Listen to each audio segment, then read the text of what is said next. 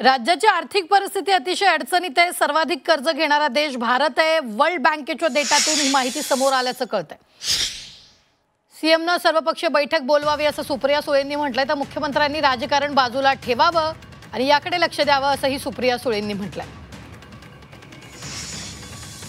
महाराष्ट्राची इकॉनॉमी आर्थिक परिस्थिती महाराष्ट्राची साधारण जो काही डेटा केंद्र आणि महाराष्ट्र सरकार सांगतोय त्याच्यामध्ये महाराष्ट्राची आर्थिक परिस्थिती अतिशय अडचणीत आहे।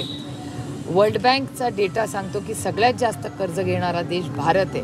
भारताच्या नंतर तुम्ही बघत असाल महाराष्ट्राची परिस्थिती म्हणजे एक महाराष्ट्र देशाची एक परिस्थिती, मग राज्याची एक परिस्थिती, आणि राज्याच्या परिस्थितीत वारंवार सरकारमधले मंत्री आहेत, जे कॅबिनेट मंत्री आहेत, ते सातत्याने म्हणत असतात की आमचा निधी कट केला जातो, आम्हाला सांगितलं जातं राज्याकडे निधी नाही आहे। तर मग ही अर्थातच परिस्थिती चिंताजनक आहे।